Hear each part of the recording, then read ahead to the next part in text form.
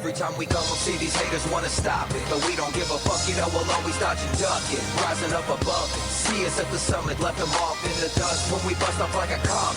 Every time we come, we'll see these haters wanna stop it, but we don't give a fuck, you know we'll always dodge and duck it. Rising up above it, see us at the summit, left them off in the dust when we bust off like a comet. Jump up on this like these haters take a step back. It's all about the movement, spitting nothing but the facts. I got this bitch brigade on my couch just getting whacked. Now I got these bitch ass haters steady biting on my back, man. What the fuck is going on? Cohen jumpers coming wrong. Trying to stop the message, cause the message coming too damn strong. Never do I play along, shake them off like all day long. Focus on my mission while they plot and ski from dusk till dawn. But I don't give a fuck, I never have, I never will. It's just another chance for me to brush up on my skill. They do it for the hate, man, some do it for the thrill. I do it for the love, cause I gotta keep it real. Every time we come, we'll see these haters wanna stop it, but we don't give a fuck, you know we'll always dodge and duck it. Rising up above it, see us at the summit, left them off in the dust when we bust off like a comet. Every time we come, we'll see these haters wanna stop it, but we don't give a fuck, you know we'll always dodge and duck it. Rising up above it, see us at the summit, left them off in the dust when we bust off like a comet.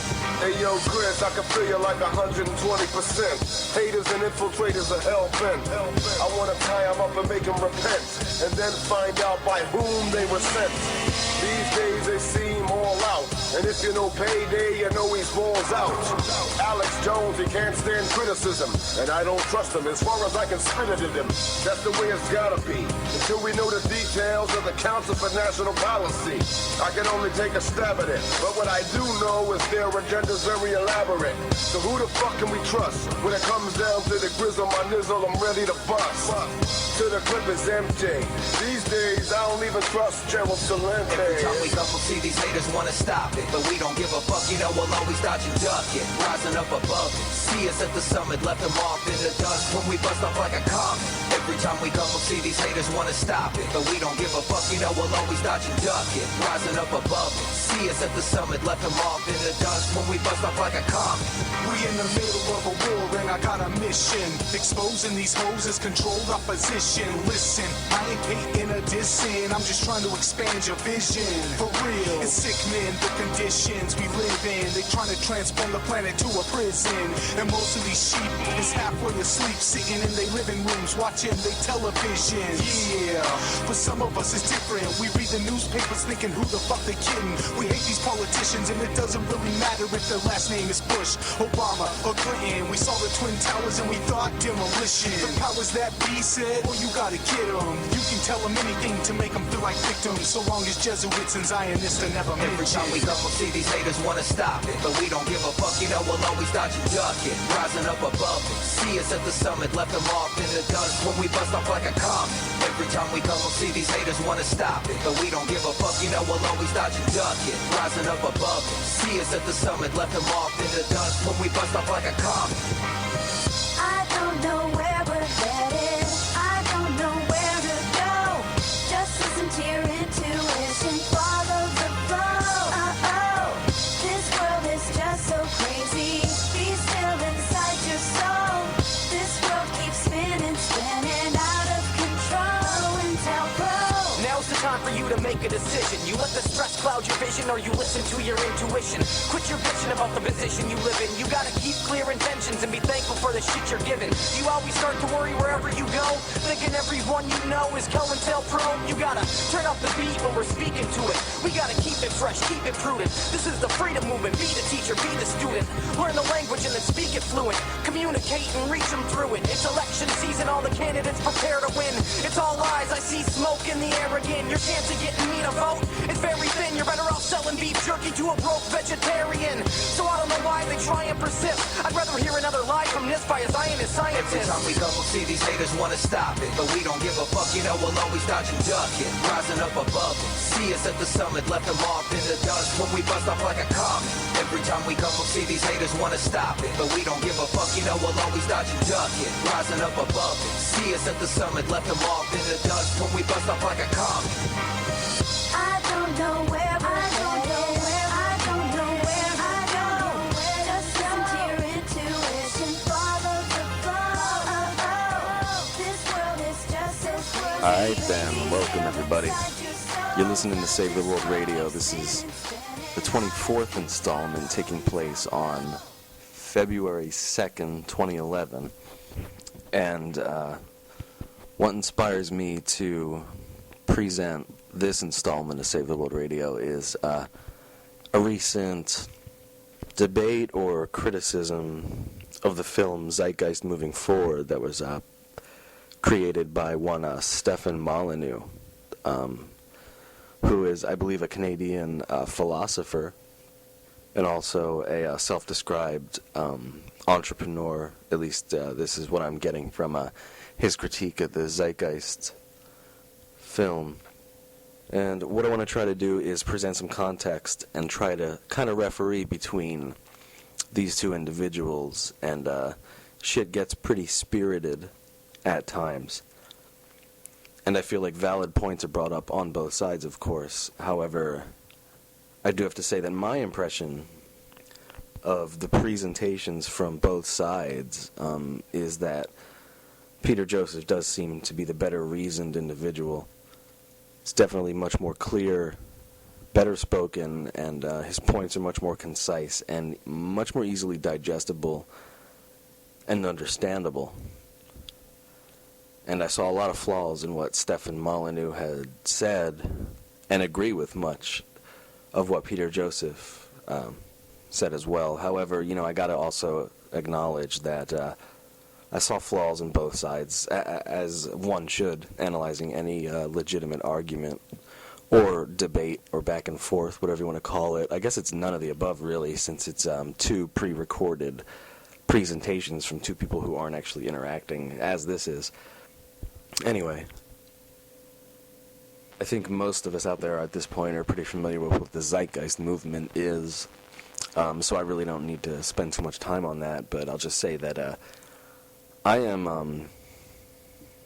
in agreement with many of their tenets and many of their ideals that they put forward. I wouldn't consider myself a member of that or any other movement. I think that just as they would hold that the monetary system is outmoded and irrelevant, or soon to be irrelevant, I would say that also so is belonging to any club or group or maintaining any membership. I think that there's a new era of sovereignty that needs to emerge, in which it simply won't be necessary to become a member of any group or organization. I think many of their ideas are very strong, and based on that strength, they should adopt followers and adherents based on reason. So we have to have faith in one another, and we have to have faith in our individual abilities to reason and see through this fucking mess that we have in front of us. And through that process, I think that we'll find ourselves agreeing with much that the Zeitgeist movement puts forward. However, in terms of being a member of any group, no, I definitely can't go that far. Not only because there's certain aspects of the Zeitgeist movement, and especially the Venus Project, which I disagree with, but also because I fundamentally disagree with belonging to any group. I don't find it as necessary. I have yet to be persuaded adequately by anyone that it's worthwhile to put your eggs in any particular basket, so to speak. Anyway, and Stefan Molyneux, I became aware of this guy through the Alex Jones show. He's obviously very bright and very well spoken. I think he's right on the mark on many things as well. And what's strange is that I found his presentation here to be somewhat uncharacteristic, really kind of hyper-defensive. A lot of defensiveness, a lot of insults, a lot of condescension, a lot of unnecessary bullshit in his response to this Zeitgeist film, which I do have to say is kind of telling. There's certain things that I found immediately upon being exposed to Stefan Molyneux I found a little bit strange. Like, he won't talk about September the 11th one way or the other, and his rationale appears to be because it has nothing to do with his realm of philosophy. It's not a philosophical question. And I don't know how much more bogus you can get. I can't think of very many more philosophical questions than the terrorist attacks of 9/11 and how they came to be, what they mean, and what we can do to stop them from occurring again within our society and within our world as conscious beings. I don't know how you can get much more philosophical than that. So right off the bat, I have certain misgivings regarding Mr. Stefan Molyneux, which is not to say I don't trust him. And just to digress for a moment, while I'm here talking on my soapbox, I may as well also throw in that I'm tired of motherfuckers calling everyone an operative, a double agent, or some sort of Illuminati mole. I've said it before, but I just want to put forward again, I don't give a shit if you are an operative. I feel confident enough in my own logical capabilities that I can assess what you're saying, and I can decide whether or not I believe it or whether or not I think it's true, and that's regardless of whether or not you're being paid by David Rockefeller. It doesn't matter to me. Okay, so first of all, A, I don't believe the Zeitgeist movement is infiltrated and operated by the globalist elites. And B, even if it were, I don't give a shit because I consider myself to be a sovereign, intelligent being who can decipher through anyone's tainted logic. So anyway, that's a little bit of a tirade and a little bit of a introduction, I suppose. What we're going to do now, to explain this, I want to play Stefan Molyneux's review of the Zeitgeist movie, and I want to interject a little bit. And then, of course, we're going to play in its entirety as well Peter Joseph's response. So hopefully this will serve both as a coloration of it, as I will add a little bit here and there, but also as a presentation of both comprehensively in one presentation, which I think will be valuable, so people don't have to go back and forth. So I'm going to put on my referee uniform. Let's play this shit, and you tell me out there, people. Hi, everybody. It's Stefan Molyneux from Free Domain Radio, and this is a quick, brief review of Zeitgeist. Moving forward, the video that was recently released on the internet, The Diagnosis versus the Cure. I'm the host of Free Domain Radio, the largest and most popular philosophy show on the web, which you can find at freedomainradio.com. So, some stuff that I liked about Zeitgeist. I thought it was really, really good in some ways. I really liked the critical and principled approach to the existing system. A lot of the criticisms I massively share, which doesn't mean they're right, it just means that I happen to share them. The criticism of the banksters and the fiat currency system, the Federal Reserve, the slow enslavement of the tax cattle into endless debt and obligation is wonderfully explicated and beautifully done. I have no issues with that, as I didn't in the previous Zeitgeist films either. I liked the idealization and passion. You often get criticized for being utopian if you propose improvements in the generalized socioeconomic human condition. They're not afraid to put their shiny forehead idealism front and center, and for that I think they should be very much applauded. That's not an easy thing to do.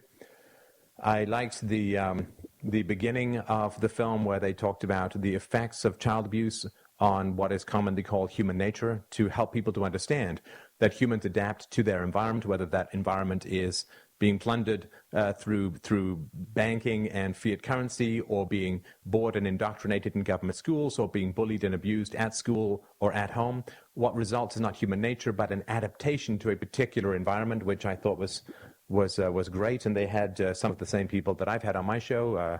Hi, Gabby. So, yeah, I thought it was really well done.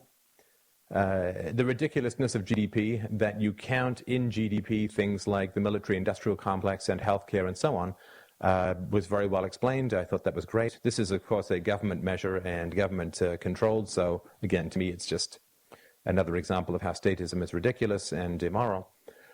Evils of child abuse and its effects on the brain, fantastic. Couldn't get behind it more. The analysis of statist fiat currency predations, good. The parasitism of the financial sector in its current incarnation, where it's shoveling money around and stealing homes from the poor, is beautiful. And so I really wanted to start off with the stuff that I thought was really well done and well-reasoned and well-argued. Some stuff I thought could have been a tad improved. Look, this is something that's so common and has been detonated rationally and empirically so many times that it is a little bit wearying to see again and again and again, which is that somehow the voluntarism of the free market, of people trading goods that they have built or own voluntarily, without coercion, without fiat currency, without national debts, just trading either in kind or through the medium of money, that this is a voluntary system. That is a voluntary system. The state control of counterfeiting currency is not voluntary. You try and set up a competing currency, they will throw your ass in jail. This is where I'd like to first interject. The claim being made here by Stefan Molyneux, which is of course later addressed by Peter Joseph, it seems to be that the system within which we all function, whether you be a peasant in the third world ready to starve to death, or a millionaire here in America, the system within which we all function is voluntary. Put baldly and put plainly, that appears to be his claim. And I gotta tell you folks, that claim sounds pretty goddamn ridiculous to me. Was I volunteering when I was forced to work at Blockbuster, or excuse me, Lackluster Video, and basically work like some sort of cheap robot for 9 hours, pretending to care about what these people were telling me about the movies that they were renting? When I had to do that in order to pay for college, was that voluntary? Did I volunteer for that? Did I volunteer to have to drive broken down cars to school? Meanwhile, other people had the privilege of having, brand new cars that their slightly more privileged family members were able to grant them. Was that a volunteer effort on my part? And of course, to take it out of the context of myself, because of course it goes much deeper than that, does the person that was malnourished being fed fast food or something not much better for the majority of their life, who then, as a consequence, doesn't get into college and is not able to even attempt to get any sort of job that would provide them any sort of legitimate standard of living, is that person volunteering for that? Or were they sucked into that? I just fail to see any real legitimate examples of this system within which we are all suffering. And that's a point later brought up by both Peter Joseph and Stefan Molyneux. Even the rich, and this has always been apparent to me, the rich are quite diseased. They're quite miserable motherfuckers themselves. So this whole system is fucked, from my perspective. So to say that it's voluntary for anybody except for those who have either A, deluded themselves into thinking it's voluntary, or B, have so much ungodly control over their fellow man that, of course, it's voluntary for their part. I'm sure David Rockefeller feels quite firmly that this system is voluntary, of course, because he's tap dancing on top of everyone's head. Of course he thinks it's voluntary.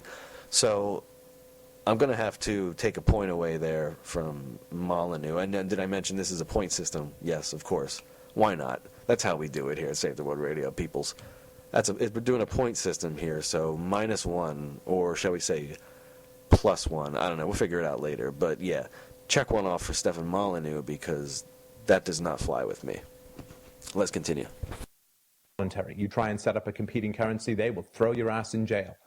And so this conflation of violence with voluntarism, when they say money is debt, this is not accurate. This is not accurate. A gold-based currency that's privately run is not debt. It's just a medium of exchange. Government fiat currency, government violent monopoly over currency is debt, but not money. Not money. Money has both private and public manifestations, and the private manifestation of currency is not debt. Government money is debt. This is a big problem.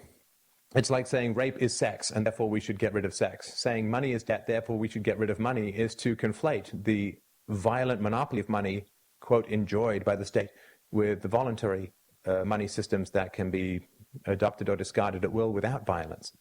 So that's a problem.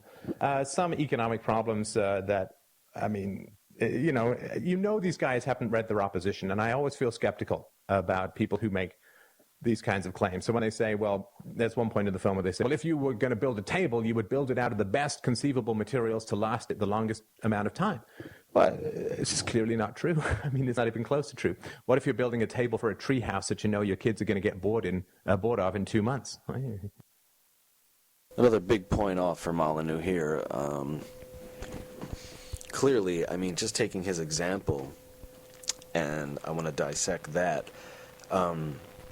When Peter Joseph talks about how it would be most logical and most sensible to produce tables en masse for large amounts of people, and you bring up the example of a child's treehouse table, of course you're talking about a toy. It may be used to hold your daughter's imaginary teacup. Of course, I suppose it's real in that sense, but for the most part, we're talking about a fucking toy, are we not? So that's kind of like saying that, well, you wouldn't want to design all cars to be most efficient because, after all, a child's toy car is not going to want to go 60 miles an hour. Well, of course, dingbat, you're not going to design a child's play Power Wheels to go 60 miles an hour, and of course that would contrast with the most efficient design. But your example is illegitimate. You're comparing a toy object to a real object. So I just got to point that out. That's the type of snarky bullcrap that gets under my skin. But regarding the larger point at play, I think Peter Joseph is absolutely correct in asserting that, for the most part, in general, aside from certain niche demographics and niche circumstances, it's safe to say that everyone would want the most sturdy, dependably built, and long-lasting table available. And again, I can't lend complete support to that because I know there are many other factors at play, but I can tell you that just from a strictly mathematical sense and from the objective perspective of being on a planet where 1 billion of us are starving, I definitely can see where he is coming from, and he certainly makes a great amount of sense. Because I think the assumption that I think Stefan Molyneux is making is that there's a horde of people out there who would demand fancy tables and would demand this or that. But I think if presented with the option, and if mass marketing is taken out of the bloody equation, and people are not manipulated into thinking that they need to have the fancy goddamn table, for God's sake, it's just a table, I think there's a significant amount of us sane individuals out there who would actually purchase the table that may cost a significant amount. Of course, I'm talking within a monetary system. I'm not talking on behalf of the Zeitgeist movement, but would purchase the table at a significant amount, knowing that it would last for fucking ever. Okay? And that would supersede or sort of usurp the whole idea of planned obsolescence, which later on Stefan Molyneux scoffs at, and I take objection to that, of course. I mean, even a half-wit is aware that planned obsolescence is a very real aspect of our lives. However, let's continue for now, but that's -2 for Stefan Molyneux. Bought off in 2 months. Make sure it's not dangerous, and that's about it. The best possible materials. Would you fly to get some mahogany from, I don't know, wherever mahogany comes from, so that you could build a perfect table? No, you build it with the best materials that you can afford, with the time and resources that you have available, but there are always compromises. Nothing is built perfectly because nobody lives forever. So the idea that goods are built in order to be destroyed, there's some sort of conspiracy that they're going to build you stuff that's going to break one day after the warranty. Economically speaking, that's not true. Consumers decide how long they want things to last. So some consumers want a cheap watch because they don't have a lot of money and they just need to tell the time.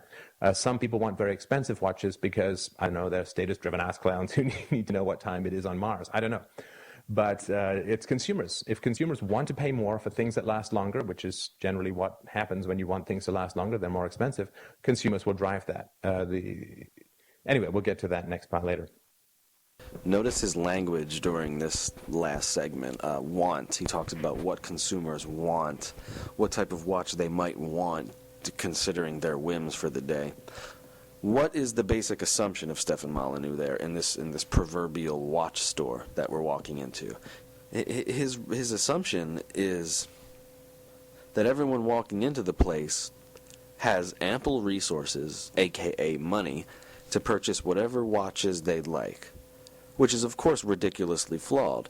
When he says that some people walk into a store and want to purchase a lower quality watch because that's all they have the money for, they don't want to. They're resorting to buying that shitty watch because, after all, they're choosing between whether or not to buy powdered milk or whether to buy the goddamn watch, Stefan. It's a very simple point. What he is presenting as choice really isn't anything of the sort. What he's presenting as a choice from people is really their resort. They would resort to buying a lower quality watch. Of course everyone wants a watch that's not going to break on them. A little bit of common sense. Come on now. I got to take another point off for that. That's -3. So yeah, that's driven by the consumer. The idea that capitalism or the free market, voluntary trade, resists competition or the development of new products. I mean, I always find it, I don't know, it's really startling to me when people who are embarked upon criticizing an existing economic infrastructure or methodology don't look at what they're actually doing. The first thing, if you want to figure out economics, look at what you're doing first and foremost, and then you can sort of go into the theory after that, but start with the empiricism of you, baby, you. So innovation is resisted, and you can't develop new things because the existing power structure doesn't want you to. Well, these guys are releasing their movie online. How do movie theaters feel about that? Well, they're bypassing all of that. Look at, do you think bookstores are really happy that the Kindle is out and that other forms of ebooks are out? Of course not. So the idea that innovation is sort of resisted, well, sure it is. I mean, nobody likes innovation to come along and take away their economic advantage, but it happens all the time. Innovation isn't just frowned upon. Innovation isn't just discouraged or stifled. Innovation is fucking violently stopped.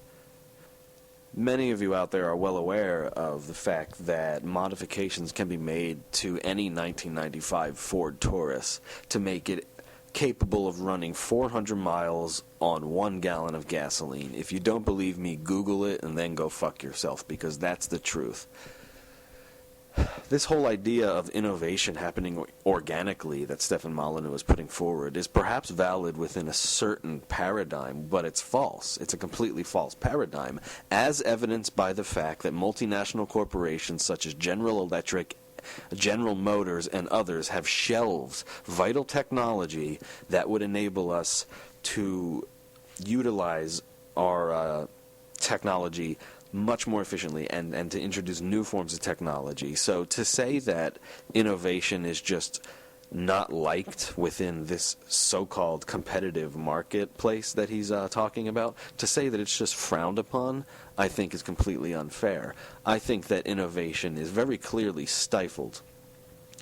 And if that's not clear, then he needs to perhaps watch the documentary Who Killed the Electric Car, which is very enlightening in terms of how the auto industry will very much be resistant to any attempt to break through the existing system of both fossil fuels and internal combustion engines, which are fucking ancient and outdated at this point.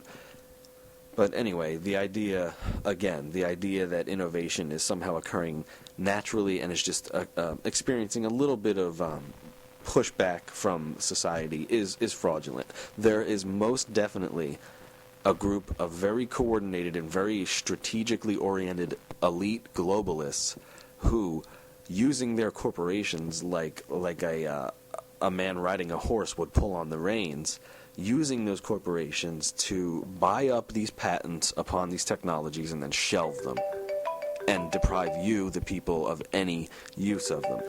That's the reality. So I'm going to have to reject Molyneux' statement about the way in which innovation is controlled within society. So -4.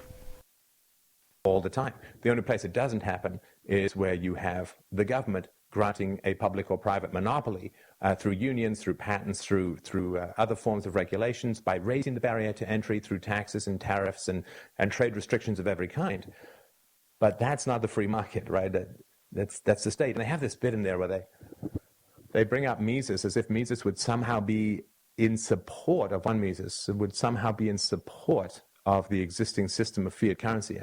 Mises was a virulent, magnificent moral hero when it came to opposing fiat currency and state control. From the 1920s, when he wrote his books against socialism, the man was a titan. He was a hero for this kind of stuff. So to bring him into a film as if he's tacitly supporting the existing system of government fiat currency, I mean, irresponsibility isn't even the word for it. It simply means that they've not read anything that he's written, and this kind of mischaracterization of easily available viewpoints. Spend 10 minutes on the phone with an Austrian economist. It's a 1-900 number. That's the worst phone sex you'll ever have, but you will learn something about von Mises' theories. Oh, the experts. Okay, so this is I mean, the child abuse stuff was different, but as far as the economics go, I mean, it's just a dull parade of bookish academics spouting Marxist cliche after Marxist cliche. I mean, I spent 15 years as an entrepreneur in the cutting edge of the free market as a software entrepreneur. And so I actually have created jobs. I've actually been out there working in the free market. And so when people who have never had a real job, academics with tenure and they can't get fired, there's competition is incredibly limited through government dictates. When people who have never worked a day in their life as professionals in the free market, who've never created jobs, get on the screen and drone on and on to me about how the free market works, it's just kind of silly. They've got an entire film about wealth creation and the free market, and they don't have anybody who's ever created wealth in the free market on it. I mean, this to me is like having a show that's all about the black experience narrated entirely by white guys. It's like, dude, if you're going to do a film about the black experience, invite a few brothers on the panel. That's all I'm saying. If you're going to do a film about what it's like to be gay, maybe have one or two gay people talking about the actual experience of what it's like, rather than people who've just read about it. I'm just saying, get an entrepreneur or two, because what entrepreneurs will tell you is that the government inhibits growth, regulations and controls and all of that. So barriers to creating jobs is regulations and taxation, barriers to expansion and so on. They'll all tell you that, at least almost all of them will. Really, I think a more appropriate example would be if I wanted to make a documentary about serial killers, would I necessarily have to provide a pro-serial killer point of view and then interview them? I think that's slightly more appropriate than invoking gays or African Americans into the equation. But one other thing I'd like to address quickly is Stefan Molyneux's discussion of something called the free market, which apparently he believes exists. I see a contained market, and I'm very happy for him that he was able to create what he describes as jobs within this contained market, but there's really no such thing as a free market, as supported by my last comments regarding all the technologies that are stifled. I'm sorry, but that's -5. Are we on 5? I don't know. I've had at least 5 beers tonight, so that may be 6. I think it's 5. -5 for Molyneux. Let's continue. Oh, I guess see another academic, the lining books and all that kind of stuff, and also planned obsolescence. It's a funny thing. They talk about consumer goods are designed to fall apart. It's like, can you turn around? There's a whole bookshelf behind you of books that will last probably 100 years or more. Anyway, I get tired of the theoreticians. I'd really just rather talk to people who've actually been in the free market and learned through experience and reality. Hey, Stefan, can you show me a washing machine that would last me 100 years or more? A book, yeah, that's very interesting. A book, it's not a very sophisticated machine or anything, but I mean, how about a washing machine? Have you been able to find one of those at Sears that'll last you 100 years? Anyway, get back to me on that. Books and theories written by other people, like Marx and Engels, two rich young white kids who never worked a day in their life, talking all about the experiences of the working class. I mean, it's just silly. Anyway, so we talk about that. Resource-based economy, of course. I mean, it is Marxism with robots. It's Marxism with robots. Central planning will never, ever work. Central planning will never, ever, ever, ever work. And I will take an argument from a central planner if that central planner or those who advocate for it have effectively dealt with a number of very powerful criticisms of central planning. If they ignore them, then I just assume they're full of crap. Basis of economics. Resources are finite, but desires are infinite. So how are you going to allocate resources in order to get the greatest efficiency, if that's what people want to do? Well, without prices, you can't allocate resources efficiently. I mean, you can say, well, 1,000 widgets are better than 500 widgets, but you don't know if 1,000 widgets are better than 1,000 pieces of paper or a printer or a toupee or a children's toy or anything like that. You simply can't compare different investments in capital, different forms of labor, different allocations of capital. You can't do it without prices, because prices signal the true empirical acted upon demand of the consumer. Central planning can't push that stuff out. It is a pull economy. That's how you know what is worthwhile, what is valuable, what is the best use of resources to satisfy human needs. So without prices, you can't do it. I'm pretty sure he just said that prices are an accurate way to evaluate our assessment of human need. I just don't see any way to make that statement jive with 1 billion starving people. You see, that's the problem. Stefan Molyneux, again, and this relates to his earlier comments regarding how this whole thing, in his opinion, is voluntary. Who's volunteering to starve to death? Answer me that question, and then I'll maybe take those views more seriously, but I have to agree with Peter Joseph in this sense that this system is only voluntary when a choice is presented. And sometimes that choice is just robbed from you, and you're left to rot. Anyway, my criticism of his assertion that money is a legitimate way to assess human need, I'm going to take another point. That's -6. Reason being, if that's the case, well, then he's comfortable with a system that completely cuts out and nullifies a gigantic portion of the human race. And I don't buy the overpopulation myth, people. I don't buy the fact that we need to continue to starve to death hordes of Africans and Asians. It does not need to occur. So, his entire worldview, at least in terms of how it's exhibited through those statements, is flawed. -6. Let's go. Money, like if you have, I don't know, $10,000 in the bank, every dollar you spend on something is a dollar you don't spend on everything else. So the fact that resources are scarce must be mirrored by money, because money is scarce for people, and that mirrors it. So then you have to make rational decisions, knowing that everything you buy is everything else you're not going to buy. And that's how we know what people actually want. That's how we know resources are they're most efficiently allocated. Yeah, there are problems with things like scarcity, of course, right? I mean, there are problems like peak oil. There are problems like environmentally friendly disposal mechanisms. I mean, peak oil is all run by the government. The waste disposal is all run by the government. These things are all run by the government. So saying that this is a problem inherent in the free market when the government has taken over all of these things, I mean, imagine a world where the price of oil wasn't set by OPEC or by wars in the Middle East or by other forms of bribery and threats from the government or a series of governments. But imagine if it was open to the free market. It would be a whole different kind of world. Imagine a world where roads had been built by the free market rather than by the government. It would be a whole different world. Anyway, you understand, right? So the calculation problem, if you think about your day, and again, when it comes to big abstracts like economics and world resources, start thinking about your day. Don't go read books and think you've learned anything. Every day you make decisions, hundreds of decisions about resource allocation. And what you're going to do with your time, what you're going to do with your money, and whether you're going to invest or whether you're going to save or whether you're going to spend or whether you're going to defer purchases or whether you're going to wait until things get cheaper or whatever, right? You make literally hundreds of decisions every day, and each one of your decisions affects hundreds of other decisions of the person next to you. And this multiplication over 6 billion or 7 billion or 8 billion or 10 billion people or however much we're going to end up with is individual decisions multiplied hundreds and thousands and trillions and billions of times every single day. And each one of those decisions has ripple effects on everybody, at least a large number of other people's decisions. There's no conceivable way that a computer can simulate the unknown choice preferences of billions of individuals allocating their own scarce resources to maximize their happiness in the long run. You can't do it. You can't do it. There's no conceivable way that you can do it, and because no computer can be psychic.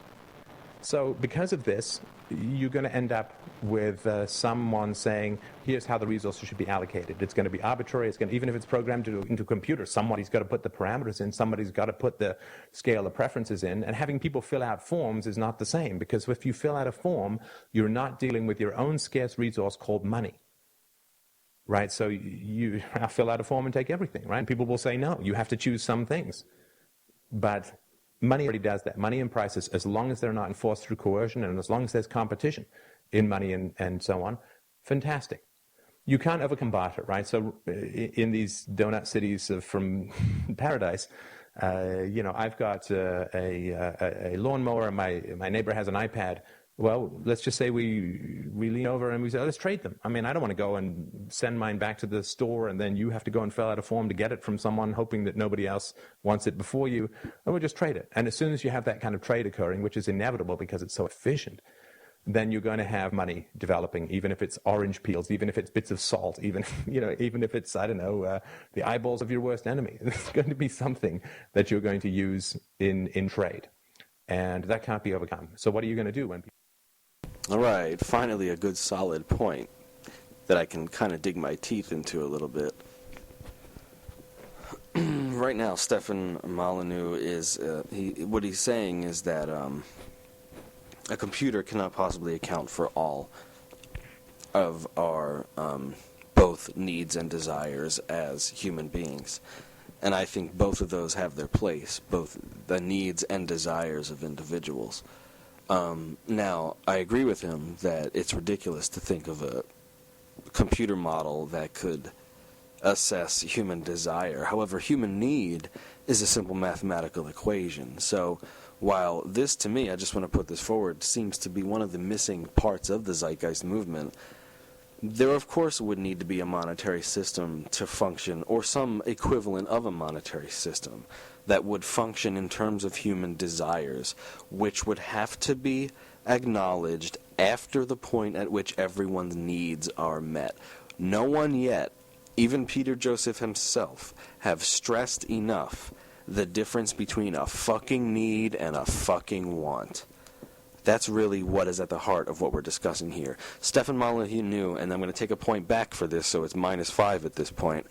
Stefan Molyneux is putting forward the very valid point that there's no computer model out there that could ever account for all of human existence as we function, as we interact with one another, as we live our lives. Get fucking real. That ain't going to happen. But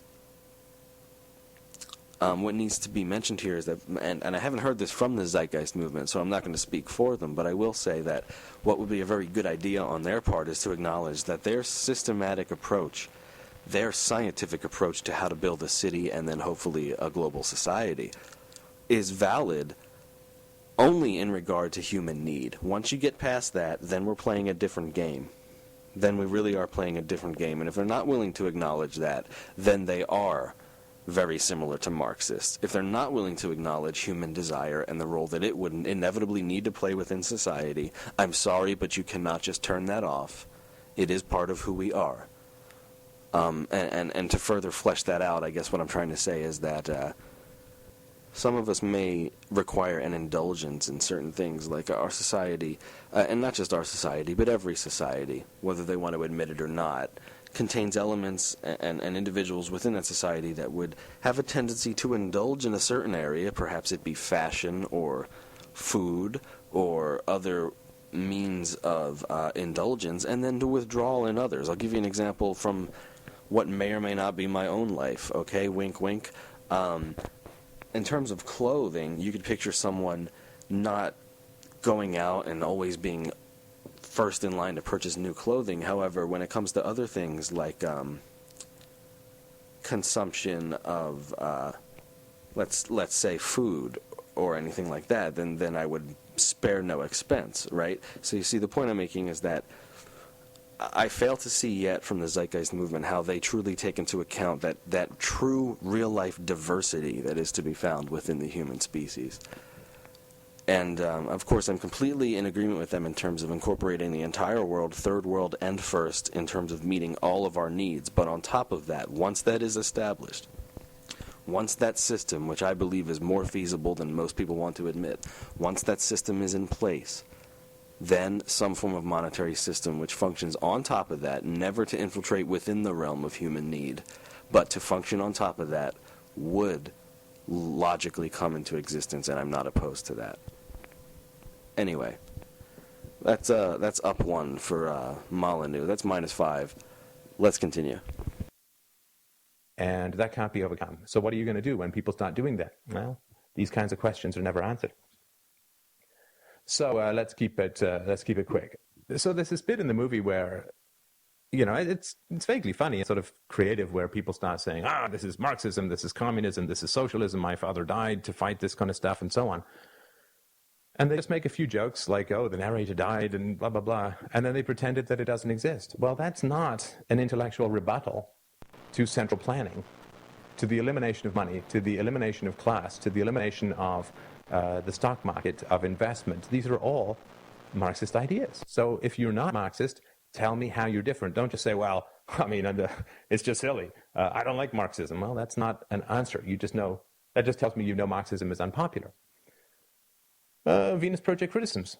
Laborers are exploited. Technology steals jobs. Technology does not steal jobs.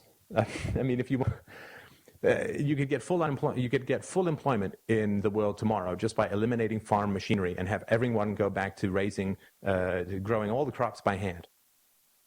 You know, at the turn of the century in America, last century, 70-80% of people were involved in farming. Now it's 2 or 3%. You could get back to 70%. Just get rid of all of your farm machinery. Do we really think that that would be a step forward, or would we understand that's a massive step backward? Technology doesn't steal jobs. Technology creates wealth. It does shift people. When technology replaces someone's job, that person has to go and retrain, and that's a net negative for them in the short run, for sure. But if it's allowed in the free market, technology creates jobs. We know that it does that because people invest in it, and the technology which succeeds is economically more efficient than either the labor that came before it or the technology which fails. It's inevitable. If it succeeds, it's been more efficient. So religion is bad, money and lending and usury are bad, and most fundamentally, human nature is defined through economics, and violence and dysfunction arises out of class conflict and, as the film talks about, income disparity. Well, that's a testable hypothesis, and they seem to be very keen on science, so fantastic. If you think that it is income disparity that causes problems, then you have the significant problem of explaining why mental health problems such as depression and anxiety, eating disorders and dissociation and so on, why they're so prevalent among the rich. As will be later pointed out by Peter Joseph, this is an utterly contradictory point brought forward by Stefan Molyneux, as his statement was, income disparity causes various ailments, problems, conflicts, whatever you want to call it, throughout society. And then he says, well, if that's true, then why are rich people miserable, and why do they suffer from various ailments as well? And the answer is simple. They're not immune to this system. They're not exempt from their own set of disassociation, their own set of illness, their own set of problems that this system creates for them. And how that is lost on Stefan Molyneux is a little bit beyond me there. I don't know. I don't know how he doesn't see how he basically took his own tongue and jammed it down his throat right there. But, so that's back to -6. Let's finish up with the last few minutes of Stefan Molyneux's review of Zeitgeist moving forward, and then we're going to move on to Peter Joseph's response. If people who are wealthy are mentally healthier, then how is it that the wealthiest people in the world, i.e. the recipients of everybody, like all the recipients of the bailout money and the people who created all of these monstrous, soul-sucking, eyeball-sucking financial instruments that pillaged the general public, they were all incredibly wealthy and incredibly well-educated and complete sociopaths. So money does not breed mental health. And there are plenty of studies which show that as wealth increases in a country, mental problems increase. Now, they'll say it's because of a lack of equality, but even if you look at a particular class which only mingles with itself, it's mostly equal. Most of them are pretty damn miserable. So it's a bit of a problem. And again, look at the counter-evidence, present the counter-evidence, and then tell us how it's wrong, but don't just pretend it doesn't exist. It's not very honest. And of course, the solution is the elimination of the free market, money of any kind, prices, wages, jobs, but with robots as the new proletariat. Well, this is straight-up Marxism. Okay, look, I mean, I've got criticisms, but so what? Who cares, right? Well, the only reason that it's important is, they're very keen in the movie of saying, well, science is great because you've got competing hypotheses and there's no ego involvement and you keep experimenting with different things to find the best answer and so on. Fantastic. Look, if you want to go live in the Zeitgeist floating cloud city of the gods and beg your computerized hell for your morning bowl of porridge, fantastic. Go for it. I think it's a fantastic experiment. I would love to see what happens. I think let's have that in the world of the future. Once we get rid of the government, once we get rid of the coercive control and profiting from fiat currency and national debts and all of these other horrible enslaving mechanisms, fantastic. If you want to tax your supercomputer for your new shoes, great. If you want to give up money, fantastic. You don't want a stock exchange in your city, beautiful. No problem. According to all the rational laws of economics, it's going to be a complete disaster. But hey, I'm not a guy to stand between a dreamer and his dreams, or any group of dreamers and their dreams. So hey, if you, in a free society of the future, you don't want to use money, you want to subject your economic life to a personal computer or a massive supercomputer and whoever programs it, I don't want to. I mean, I would never do that in a million years. I'd fight like crazy to avoid that kind of future. But if you want to do it, fantastic. I'm not going to use any force to stop you. If you don't want to use money, no problem. Go for it. I really want to see what happens. I really, really do. I'd love nothing more than to be proven wrong in this area. But I do want to use money. I do want to trade. I do want to barter. And I will never use force against those who wish to abandon money. But I damn well expect the same civility in return.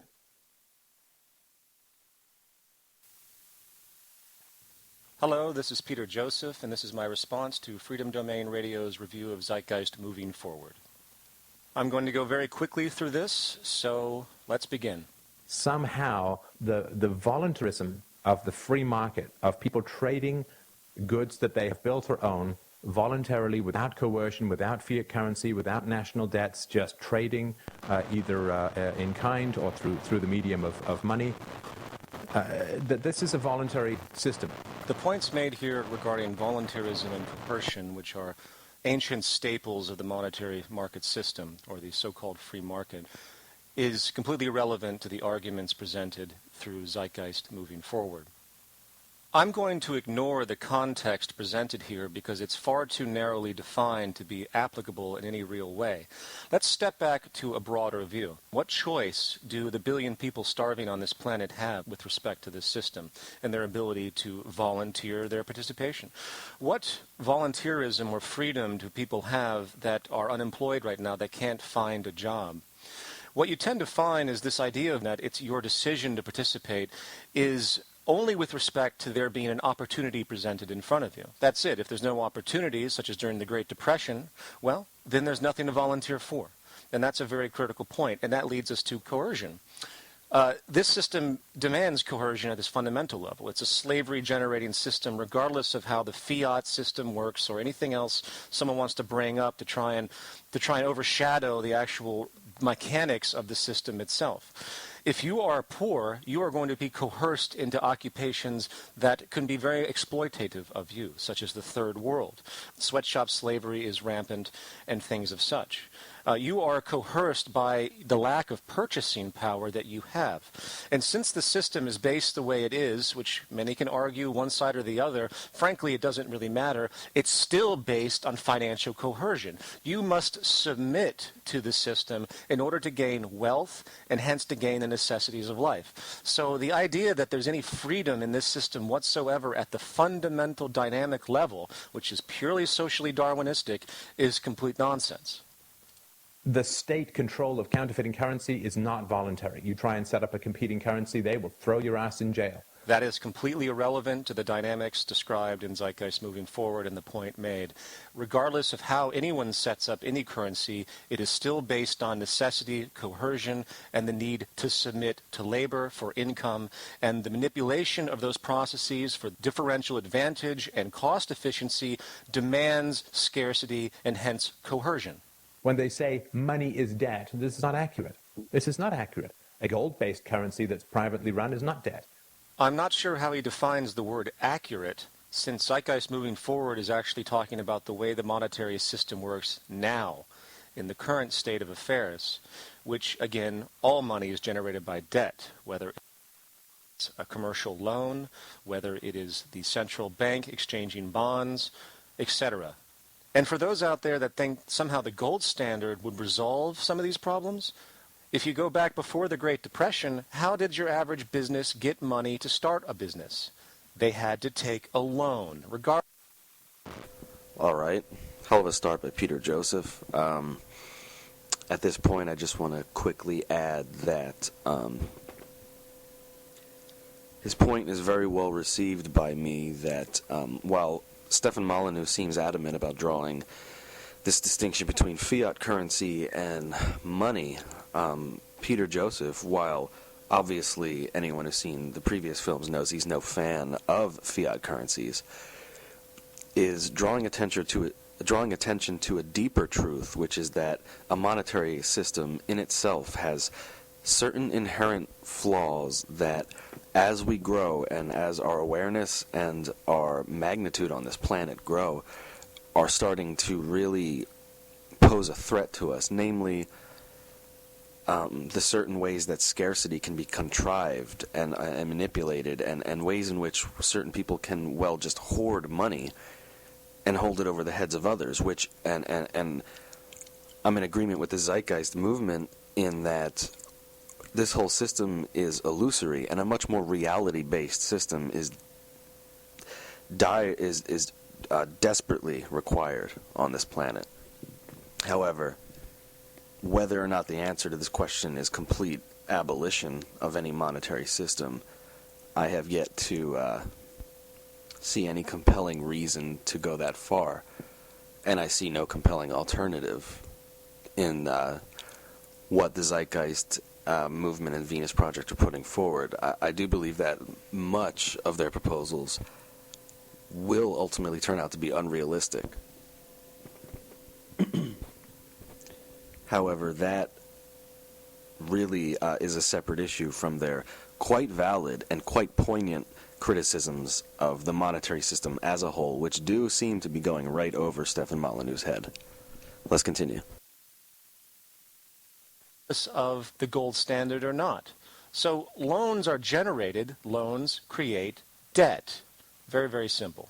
There's no way for the majority of money to circulate with the gold standard or without being generated out of debt as the process of circulation.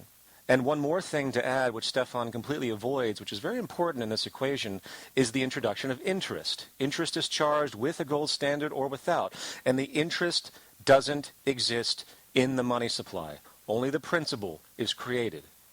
It's like saying rape is sex, and therefore we should get rid of sex. Saying money is debt, therefore we should get rid of money, is to conflate the violent monopoly of money, quote, enjoyed by the state, with the voluntary money systems that can be adopted or discarded at will without violence. I would be happy to see introduction of a monetary system that has 1, no debt generation, and 2, no interest. The only way you can do that is to not have it oriented with the market system. If you're going to distribute money as a bank and you have to make money, you have to charge interest on it. And boom, there's your intrinsic flaw. There's one point in the film where they say, well, if you were going to build a table, you would build it out of the best conceivable materials to last it the longest amount of time. Well, it's just clearly not true. I mean, it's not even close to true. What if you're building a table for a tree house that you know your kids are going to get bored of in 2 months? You know, I can't help but shudder at either the deliberate straw man or the lack of critical comprehension in the belligerent response that I've just heard here. What we're dealing with is the cost efficiency mechanism, which he doesn't bring up. The cost efficiency mechanism demands that profit is gained at all walks of production and distribution. In order to do so, you have to keep limiting your resources intrinsically to remain competitive in the market model. Therefore, regardless of your intent, regardless of anything, you can't produce the best. If you want to strategically make something for temporary usage, which we do already, such as plastic forks and things like this, then fine. That's a particular strategy for a particular usage in respect of his treehouse analogy.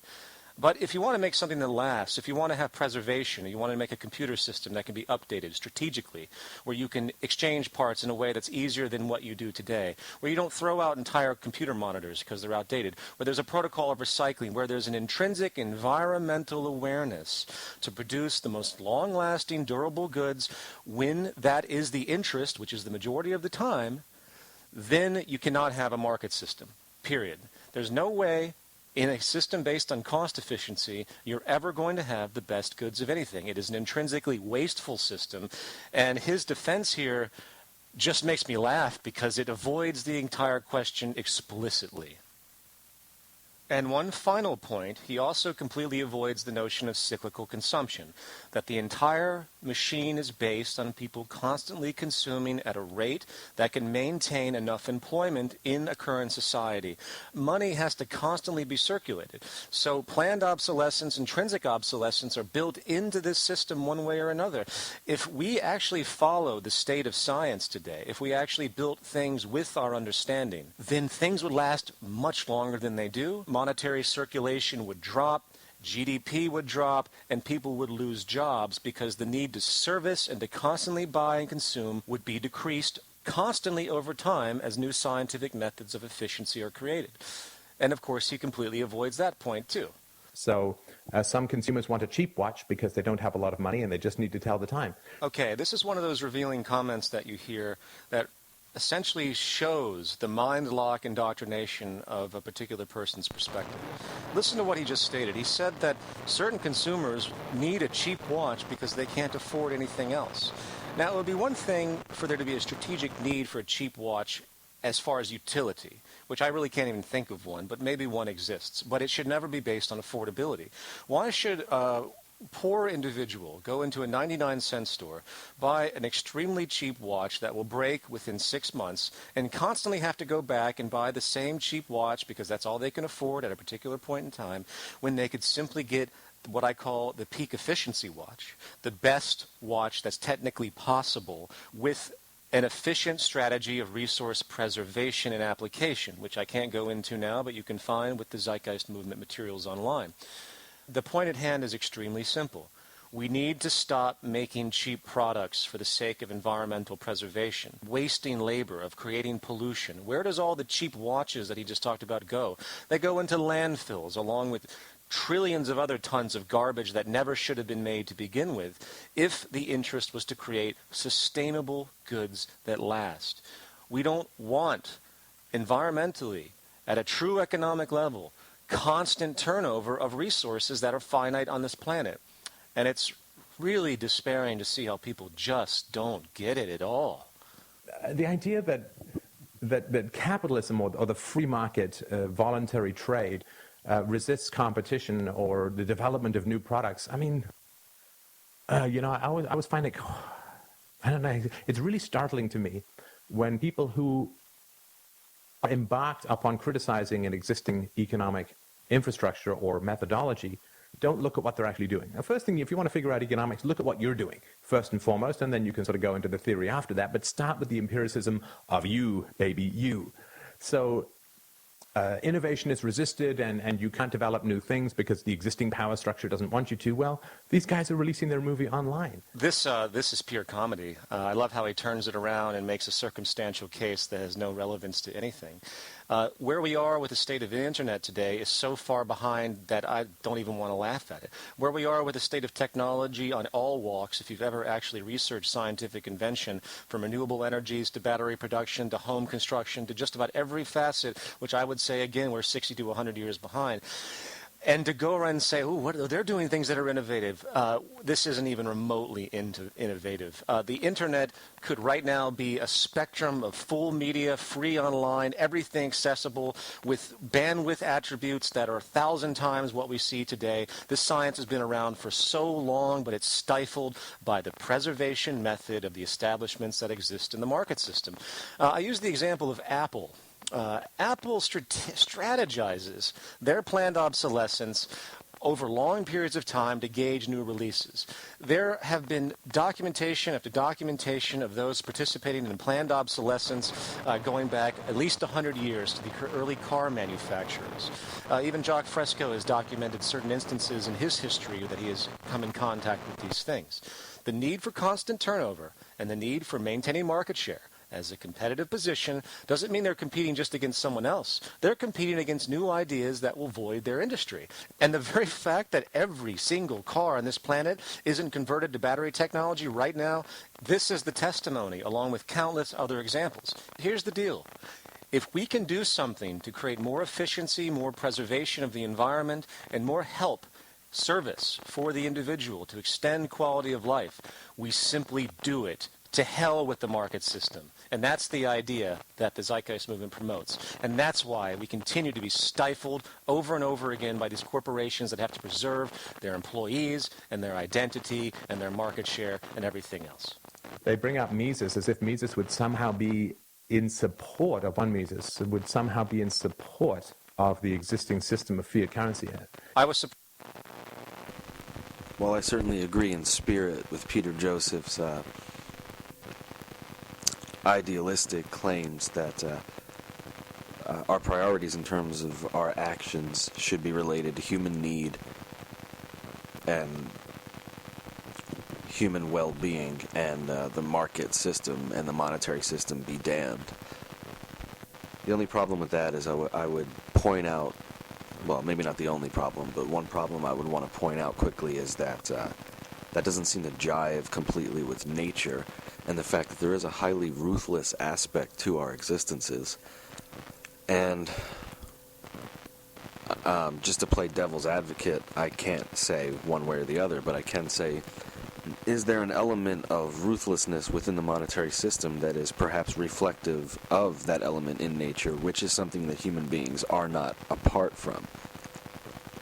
And then again, I suppose a valid counter to that would be that are our resources so blatantly abundant that that question is then moot, because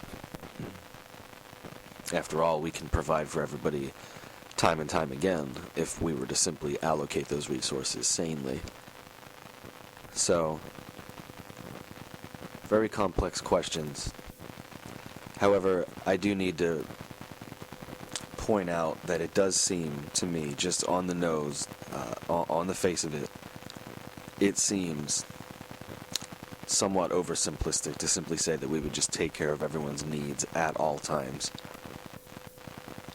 I think human interaction is much more complex and nuanced than that, and it's difficult for me to see a system in which that would not need to be reflected. Through this response that he keeps going back to these irrelevant notions of fiat currency as though they have any relevance to anything.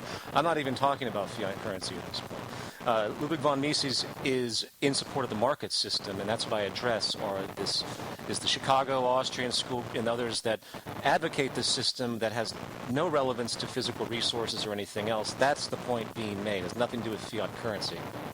As if he's tacitly supporting the existing system of government fiat currency. I mean, irresponsibility isn't even the word for it. It simply means that they've not read anything that he's written, and I've read numerous things by Ludwig von Mises, and many of it I agree with within the context of the market system, and a wonderful thinker and philosopher. However, his advocation and rejection of anything outside of the market system is the distortion, and it has very little in the context of Zeitgeist moving forward with, again, fiat currency and the things that he's harping on at this point. So the only irresponsibility here is the straw man that he's generated. I mean, it's just a dull parade of bookish academics spouting Marxist cliche after Marxist cliche. Who's participating in cliche at this point? Let's be real. I mean, I spent 15 years as an entrepreneur in the cutting edge of the free market as a software entrepreneur. And so I actually have created jobs. I've actually been out there working in the... Okay, I'm not going to waste time by showing his little tirade here of how experienced he is versus the, quote, Marxist academics apparently I had in my film. What needs to be pointed out here is, he's created jobs. No, the only thing that creates jobs is more money coming into your industry, period.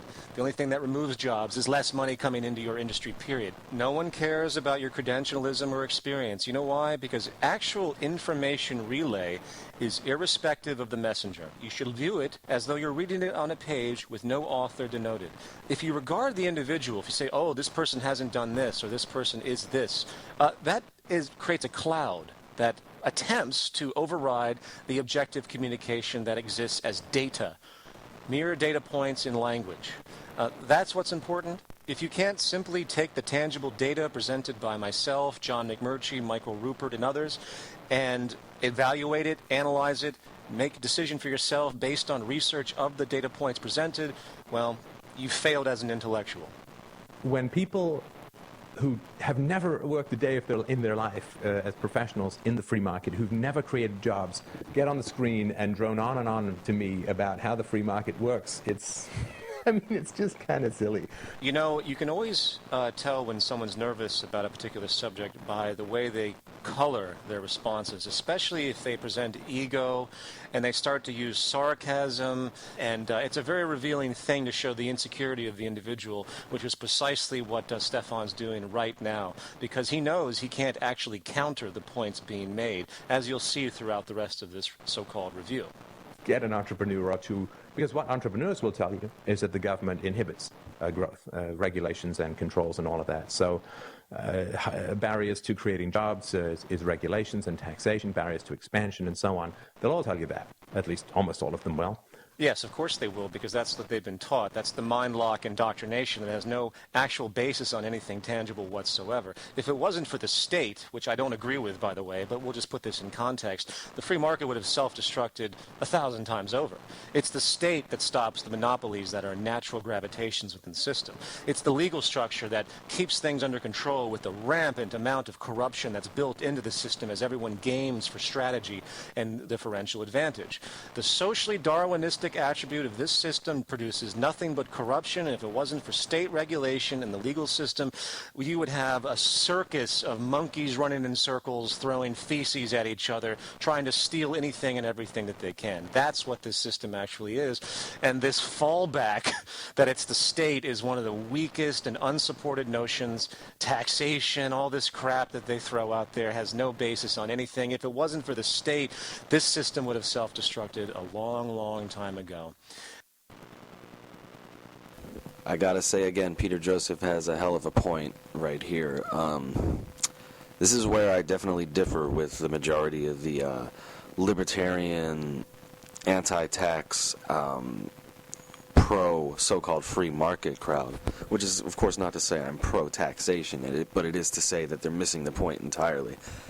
They sort of have a photo-negative interpretation of how this is working. The state is not tainting and polluting the practice of free enterprise.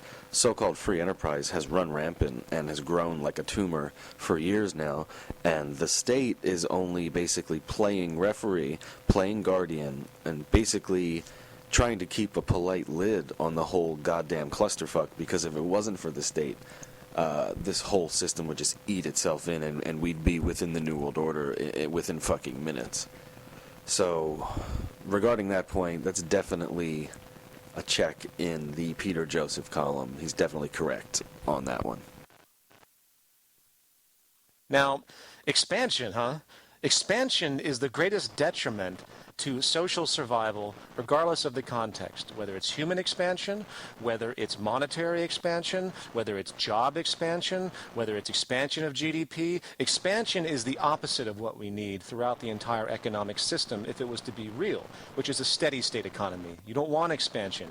You want to find balance within the system so we can actually have respect for the environment that produces the resources, so we don't have to waste people's lives by having to be forcefully coerced into positions of servitude that have no social function whatsoever, which indeed is the majority of occupations today. So this constant nonsense that state intervention is the flaw of the free market has no substantial support whatsoever when you actually look at the mechanisms at play. Lining books and all that kind of stuff, and also planned obsolescence. You know, it's a funny thing. They talk about consumer goods are designed to fall apart.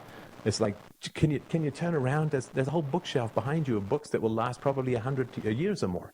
Anyway, I get tired of the theoreticians. I'd really just rather talk to people who've actually been in the free market and learned through experience and reality rather than books and theories written by other people, you know, like Marx and Engels, two rich young white kids who never worked a day in their life talking all about the experiences of the working class. I mean, it's just silly. Well, I'm not quite sure where to begin to address the kind of meandering belligerence and prima facie sarcastic connotations and associations created by this response. But I will say that planned obsolescence is very real. We don't make anything up to where the scientific advancement, the nature of scientific knowledge will allow us to be.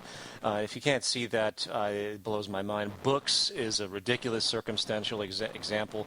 And frankly, we've had technology to make digital books of a high accord with very, very sophisticated technology where we could get rid of having books at all. The very fact that paper books still exist, and the dominance that they do, apart from the romanticism, is another example of the establishment paralysis that exists in the system, with no regard for environmental sustainability, as more and more trees are cut down for these books unnecessarily. With regard to the academics, you know what? Why don't you sit down and read The Cancer Stage of Capitalism by John McMurtry? Why don't you actually redress the points and not give these surface acknowledgments that berates them as mere intellectual academics? You see, I have a problem with academia too in certain contexts, but the difference is I actually evaluate the information. I'm not going to blindly dismiss anyone for any reason based on their supposed lack of credentials or credentials.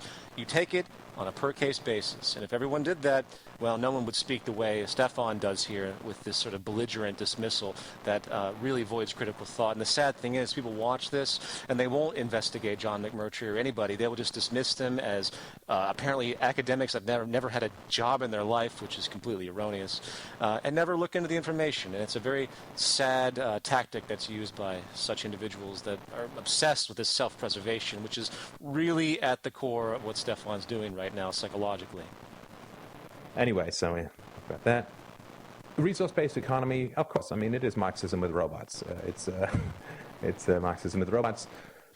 I find it fantastic that he would begin this section with such a derogatory statement, obviously disregarding the entire logical train of thought about what a resource-based economy is. A resource-based economy has nothing to do with Marxism. It has to do with an approach of earth management that enables society to be as optimized and sustainable as possible. And I hate to break it to Stefan and anyone out there that disagrees with this notion, we're going to end up in a resource-based economy one way or another, okay? One day, it will be understood that we have to base everything on tangible resources. And I don't mean a gold standard. I don't mean monetary relationships. It has to do with the acknowledgement, the tracking, and understanding that your survival is contingent upon natural resources, not to mention understanding natural orders and laws, the synergistic relationship of things. There are people out there, for example, as a slight aside, that use the term sustainable business. There is no such thing as a sustainable market system business. If your definition of sustainability is about preservation and efficiency, reduction of pollution and waste, and what a true economy actually is. If you want to understand what a true economy is, you have to take everything into account, and you have to look at things in a synergistic way. A business is based on isolation, and it's based on competition, which is intrinsically unsustainable because no one's working together. Everyone's fighting. And I will comment more on the dynamics of a resource-based economy and why the logic dictates it for human social survival as we continue, as Stefan continues to ignore all of the relevant points. Central planning will never, ever work. Central planning will never, ever, ever, ever work. And I will take an argument from a central planner if that central planner or those who advocate for it have effectively dealt with a number of very powerful criticisms of central planning. If they ignore them, then I just assume they're full of crap. One of the most archaic, dogmatic, and painfully ignorant notions or statements, mantras, if you will, is, quote, collectivism doesn't work, central planning doesn't work. When the fact of the matter is nowhere in history has there ever been a true centrally planned economy. Nowhere in history has there ever been a true collectivist society that's actually taking account of the most fundamental level of human survival at the life ground, the physical referent of all of our survival, which is natural resources and the earth. What Zeitgeist moving forward explicitly points out is that the very underlying dynamics of the market system is exceedingly and atrociously inefficient. And that's the underlying theme. So a resource-based economy says, okay, what is the Earth? The Earth is a centralized system. It's a biosphere of synergistic relationships. We live off of this biosphere, this Earth system, of all of its resources and everything else. Therefore, what's the most efficient way to harness this? And the most efficient way to harness this is through a global system.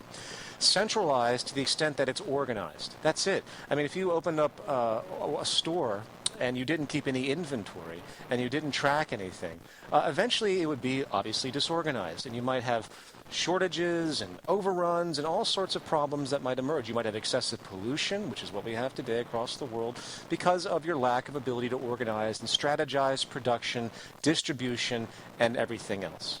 So a resource-based economy simply applies this simple understanding that the most efficient form of social organization is centralized, meaning you keep track of what you have, you strategize efficiently, and you design the system to maximize your sustainability. One of the big problems with what Peter Joseph has just put forward is that it doesn't take into account humankind's seemingly unending lust for power over one another.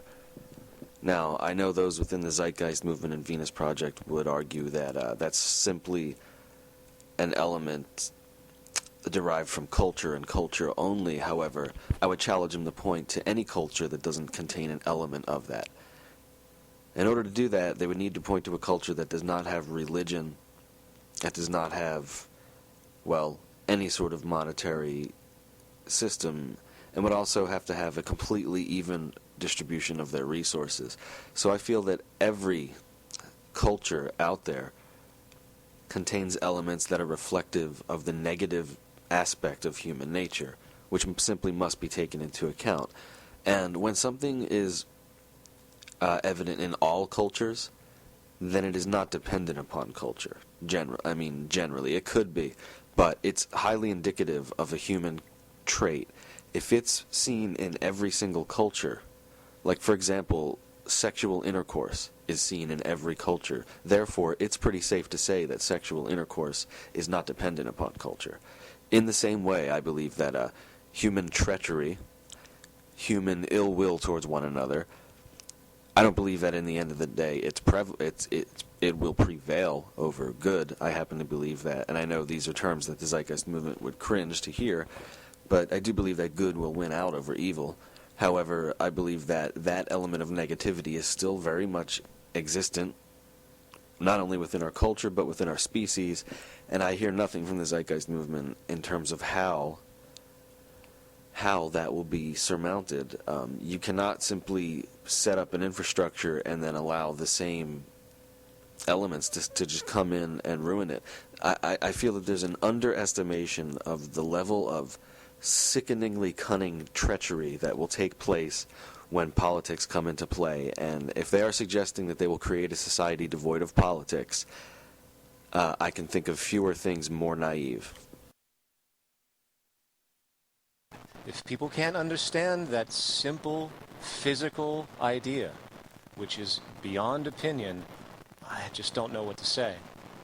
Resources are finite, but desires are infinite. So how are you going to allocate resources in order to get the greatest efficiency, if that's what people want to do? And here we have one of the just most famous projections, utterly falsifiable. The idea that desires are infinite. Bullshit. Desires are generated by the culture. You don't go back and look at early societies that have been living in minimalistic contexts very happily, who have no materialistic concept, that don't even think about such things, and say that their desires are infinite. They relate their desires, aka their values, to the physical world that is around them. So if you brought up in this culture, it certainly seems like desires are infinite because that's what the system demands to keep cyclical consumption going. It's a value system disorder, as stated clearly in Zeitgeist Moving Forward. So that simple idea that he actually thinks that's the case shows a tremendous psychological distortion in his own train of thought. Well, without prices, you can't allocate resources efficiently. I mean, you can say, well, 1,000 widgets are better than 500 widgets, but you don't know if 1,000 widgets are better than 1,000 pieces of paper or a printer or a toupee or a children's toy or anything like that. You simply can't compare different investments in capital, different forms of labor, different allocations of capital. You can't do it. The idea that without prices you can't have efficient allocation is only true within the current market model. It has nothing to do with anything on a physical, tangible level. In a resource-based economy, if something goes scarce, the price doesn't rise. There's simply more strategy in where that resource is allocated. So if you're running out of copper, you don't say, oh, we got to increase the price of copper because we're going to go more scarce on it. Not only does that create an incentive for scarcity, which is a major driver today, the incentive of scarcity, it's a wanted attribute. You don't increase the price. You find a more strategic way to allocate it based on scientific methods. That's what a sane economy economy means. It means taking things that are problematic and strategizing holistically and totally about what is the best means to do this, not based on someone's opinion, but based on the current state of scientific knowledge and evaluation. So you create substitutes, you create chemical hybrids or alloys, whatever is contextual for that particular problem. The beauty of a resource-based economy is that efficiency is the number one goal, where you have consumption dropped by 65-70% than what you see today, which will create a global access abundance, which on a different level makes price efficiency even more irrelevant, because the abundance generated and the respect of the understanding that we live on a finite planet will come to fruition in the public mind. It's simply a matter of people beginning to understand their environment. Just as people have been groomed and conditioned and brainwashed into this conspicuous consumption values, where we have twice the amount of consumption we had before World War II in the United States and most of the First World, they can be equally as informed and educated about the fact that, hey, we live on a finite planet. We need to be concerned about preservation if you expect your children and grandchildren to live in a healthy environment and not run out of resources. We need to be efficient and strategic about everything we do. The price mechanism is nothing but a contrivance interference. You don't need the price mechanism for anything. You need strategic, scientific, referential allocations. Without prices, because prices signal the true empirical, acted upon demand of the consumer. Central planning can't push that stuff out. It is a pull economy. That's how you know what is worthwhile, what is valuable, what is the best use of resources to satisfy human needs. Once again, as they stated in the prior comment, this is a completely scientific evaluation. People getting together in business to decide allocation of resources is the most idiotic concept you could think of if they have no education on the state of affairs of that resource, on what that resource can be most efficiently applied to economically. When I say economically, I mean with a physical referent for the reduction of waste and maximum efficiency and sustainability. And the idea of polling, which is supposedly a mechanism of price efficiency or the use of prices, that could easily be done in a planned economy, if you will, by people simply describing what their necessities are and learning about what possibilities are, while also having a conscious understanding of the state of affairs and the finite planet and the necessity for preservation for their survival and the survival of the rest of the species. People will understand. It'll become part of their Darwinian evolutionary fitness, if you will, that we have to be preserving through time. We've been living in a paradigm where we assume the infinite elements of things, and people have been conditioned as such, and the destruction you're about to see coming on this planet is a result of that complete and utter psychological neuroses. So the fact that resources are scarce must be mirrored by money, because money is scarce for people, and that mirrors it. So then you have to make rational decisions knowing that everything you buy is everything else you're not going to buy. That's how we know what people actually want. That's how we know resources are they're most efficiently allocated. The first point to make is that scarcity is being generated by this system because in the intermediate sense, it is the most profitable position for any particular industry. So if there was an abundance, we wouldn't know about it most likely because of this constant need to create different forms of scarcity, whether it's the scarcity of a brand or a, quote, addition or what have you. Now, the second point of price efficiency, yes, this is true within the system, but again, it completely avoids the physical referent, which is taking science and applying it to the means of production in the most efficient way. A bunch of people trading for their own self-interest and buying because of their conditioning and materialism is reflective of absolutely nothing but the general zeitgeist of the culture, which makes these games seem like they're empirically relevant when they are not. To back up, the only type of economy that could be called an economy is one that takes extraction, production and distribution, and organizes them in the most scientifically advanced and conservative and sustainable and efficient way possible. That's it. People's needs are very different from people's wants. The system manufactures wants in order to keep cyclical consumption going. So to put it very shortly, the idea that there's efficiency is only efficiency in the sense of the conditioning of the culture and what they assume to be normality and what they want to buy or not buy, what they think that they want or not want. which is completely culturally relative. If we step back far enough, we begin to see that needs are not even remotely met in this system, first of all, as I point out in the first part of this film. This system has generated such a gross amount of disimbalance that the majority of the people's needs are not even close to being met for many different reasons I simply don't have the time to go into. But that's a bit of an aside. To come back to my point on the fallacy of the price efficiency mechanism being a method of meeting the demands of people, which is partially true in this system, the fallacy is the wants that people have are generated and imposed upon them. So there's very little integrity on relying on what the public automatically assumes they want because the public fails to see how conditioned they become. The bottom line here, very simply, and there's many, many different angles I could go on to debunk the idea that price efficiency is actually an empirical notion for the movement of goods and services. The bottom line here is that you have to have a physical referent, okay? It doesn't matter what people want, okay? I know that's a radical statement, but you can condition an entire culture to want pet rocks. And what if rocks were scarce? You're going to just wipe out all the rocks because everyone wants one? That's a ridiculous example, but it gets the point across. Price efficiency has nothing to do with anything tangible, and in a real society, price efficiency is thrown out the window, and it's based on strategic culmination with the public understanding their relationship to the environment. In other words, people's wants or values are adapted to fit the natural world. And there's no other way for us to come in harmony and survive if we don't do this. And this is why it's such a nightmare to try and talk to market economists, because they're completely decoupled from nature. They have no relationship to what it means to have efficient production. They have no idea what it means to relate anything to tangible resources. They have no concept. They can't see it. They blinker it out. They're involved in this idealized game, and you just want to pull your hair out when you talk to these people.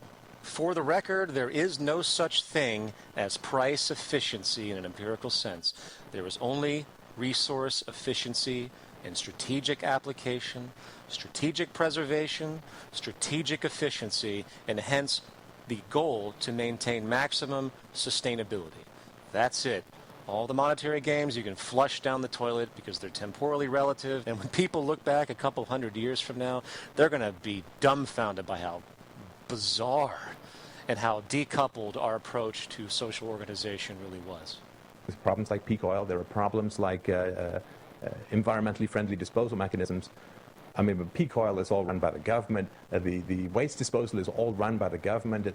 These things are all run by the government. So saying that this is a problem inherent in the free market when the government has taken over all of these things, I mean, imagine a world where the price of oil wasn't set by OPEC or by wars in the Middle East or by other forms of bribery and threats from the government.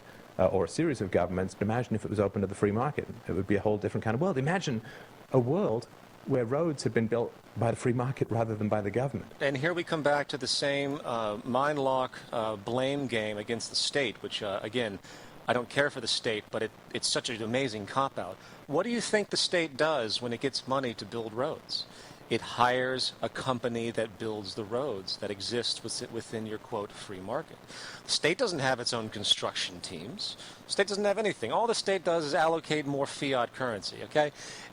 Rockefeller Oil, Standard Oil, the cartels, monopolies that have existed in the oil industry. Who cares about OPEC? None of them actually have any separation from the market system whatsoever. And you can argue that it has to do with some type of nuance of competition and hence creating better goods at the lowest possible prices or better services at the lowest possible prices. Once again, completely devoid of the life ground, natural orders of reality. If you want to build a nice road, you do so based on science. You wouldn't use the methods you use today. You would make it efficient based on what's actually possible, based on the resources we have. It has nothing to do with anything else. Building a road is a scientific concept. The free market is an interference, and whether the state is allocating money to a select corporation or it's bidded upon through competitive means in the so-called free market, it doesn't matter. It's still going to be a piece of shit road. It's still going to be a road that's not up to date due to the cost efficiency mechanisms which both the state and the singular corporations have to adhere to. There's no conceivable way that a computer can simulate the unknown choice preferences of billions of individuals allocating their own scarce resources to maximize their happiness in the long run? There's a great deal of confusion here. That's really a cultural bias. The first point to make is that human needs must be met to create a decent individual, and those are empirical. And they can be studied and they can be quantified based on each individual's necessity, from calories to levels of nutrition to meeting certain deficiencies someone might have genetically, what have you. That should exist beyond the interest of the movement of money if we want to have a society that's actually based on people living in a high way, in a high degree. You have to make needs met, and that's empirical. On the other side, there are wants. Okay, what is a want? A want is something usually that's imposed. It's generated. It creates a false need. And this system intrinsically does that, as I've discussed at length. It's not Marxist to understand that people are groomed by their environment very explicitly. And you can go back again to different societies that do not have the extreme amounts of materialism to see that, yes, human society can exist without the flagrant materialism and conspicuous consumption we see today. And once again, back to the more core point, this completely disregards the efficiency mechanisms denoted. A computer system can very, very easily, just like the inventory in a store, track what's there, what's moving, what isn't, and also orient new demand. It's extremely easy. He gives this example of billions of hands changing. Yeah, they're changing hands based on the assumptions of scarcity and their own lack of obtaining human needs. So it's intrinsically distorted. It's distorted from the standpoint that people aren't even aware of what's actually possible. They're not aware that they can get goods that actually last. They're not aware of how they've been brainwashed by the culture and how it manifests these biased and socialite issues that seem like normality to us today. They're not aware of these things, so they orient their decisions based on false references, misunderstandings of what's actually possible, and of course what's empirically important. If you educate people to understand they live on a finite planet, to understand that preservation is key, to understand that we need to be very careful in how we allocate resources, then they will develop values that support that. The point here is that the market economy, and its a sense of efficiency, assumes the public knows what the hell they're doing. And I'm sorry to say they don't, and they never have. And they never ever will until they're educated as such. So the only way you can be strategic, only way you can be sustainable, is to actually use a scientific referent for everything that you do. So because of this, you're going to end up with someone saying, here's how the resources should be allocated. It's going to be arbitrary. Even if it's programmed into a computer, somebody's got to put the parameters in. Somebody's got to put the scale of preferences in. This is a common assumption that there is somehow an opinion here about who gets what and how resources are allocated. Wrong. All decisions are arrived at. The very nature of science is to arrive at decisions. It's taking all available parameters, putting them together, and creating the most logical conclusion based on the amount of information at that time. This is the startling revelation that the majority of people on this planet still don't understand, that the discovery of science is not some isolated thing. Science can show us patterns of behavior that make it most strategic. Your opinion is bypassed. It doesn't matter what I think. It doesn't matter what you think. It matters what's possible. And if your values do not align to what's possible, then there's a serious problem, and you have to change your values accordingly. It's that simple. People within the market system paradigm automatically assume that there's infinite choices and infinite methodologies. No, there's only one basic route if you want to survive, and that's incorporating scientific application to the efficiency and strategic allocation of resources, and recognizing what science tells us about what's positive and what's negative, recognizing dynamic equilibrium, reducing negative retroactions at every turn. This is the path of human survival. It's not subject to opinion. It doesn't matter what you or I think. And as I state very clearly in Zeitgeist moving forward, if you don't recognize that, if you come from the arrogant disposition that you somehow have this overriding freedom or anything that you've actually learned, I mean, you didn't come up with any of this stuff. No one out there is saying anything that they haven't already learned in one context or another. If this is your disposition, you're going to have some very serious problems as you continue your life on this planet. You can't overcombat it, right? So in these donut cities from paradise, I've got a lawnmower, and my neighbor has an iPad. well, let's just say we lean over and we say, let's trade them. I mean, I don't want to go and send mine back to the store and then you have to go and fill out a form to get it from someone, hoping that nobody else wants it before you. A completely erroneous projection. The entire strategy of a resource-based economy is to create an access abundance. So you have access to the lawnmower and the, quote, iPad as much as you need to have access to it. Since no one uses these things 24 hours a day, they become rotated, and that's how you create a global access abundance to meet all the world's people. It's very, very easy, and even if there is scarcity, it doesn't change the approach of the system from resource management and the need for preservation and efficiency on a scientific level, not trade for the sake of trade. We'll just trade it. And as soon as you have that kind of trade occurring, which is inevitable because it's so efficient, then you're going to have money developing, even if it's orange peels, even if it's bits of salt. There is no necessity for trade or barter or money in a system designed to strategically meet the needs of its population, whether it's a city system or the entire world. And as I've stated before, if people can't become conscious enough to realize the limits of their environment, to understand that it is flagrantly irresponsible to, say, have a 50-room mansion and a gold-plated toilet seat, these are distorted values that have no sustainability from a physical viewpoint. So what Peter Joseph seems to be saying is that there's no such thing as a scenario in which an individual would be entitled to have a mansion or other extravagant items. In other words, there's no legitimate circumstances within which someone should be wealthy, and I fundamentally disagree with that. While it certainly is a bloody mess when the competitive aspects of capitalism are allowed to run rampant and monopolies are allowed to grow to the point where there's just a blatantly obvious revolving door between government and corporations, shamelessly waltzing back and forth between the two. While that's certainly not getting any of us anywhere, at the same time, the competitive aspects of capitalism, if allowed to function, are not something that I'm fundamentally opposed to. I'm someone who's comfortable living, I would say, a rather humble and peaceful and reasonable lifestyle. And this is a choice that I've made. But I'll tell you what, I feel good about the fact that I live within a society that if I wanted to, and this is not an explanation or any attempt to legitimize our illegitimate system, but just in terms of some of the productive aspects of a capitalist system, which we do live in on the small scale. Of course, in the grander scheme of things, this is nothing like a capitalist system. It's a fascist system, of course. However, the point I want to make is that within our day-to-day, hand-to-mouth level of capitalism, I am comfortable with the fact that should I wake up one day and say, you know what, I want to bust my ass every day for the next 10 years and I want to make $5 million.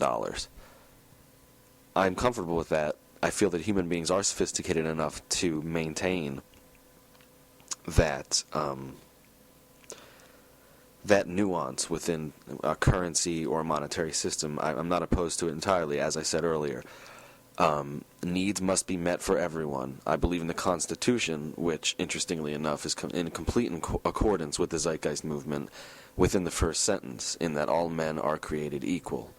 If that's true, then every man's, woman's, and child's needs must be met first and foremost. No disagreement there. However, it's wholly unreasonable to think that there should be no competitive aspect to our societies.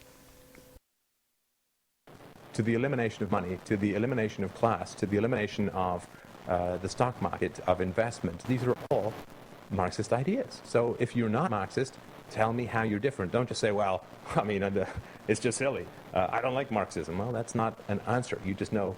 That just tells me you know Marxism is unpopular.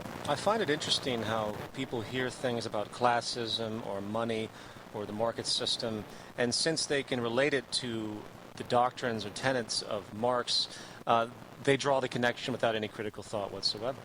So I can only respond to that by saying you've completely misunderstood the train of thought that was presented, or you have chosen not to understand it. For example, classism.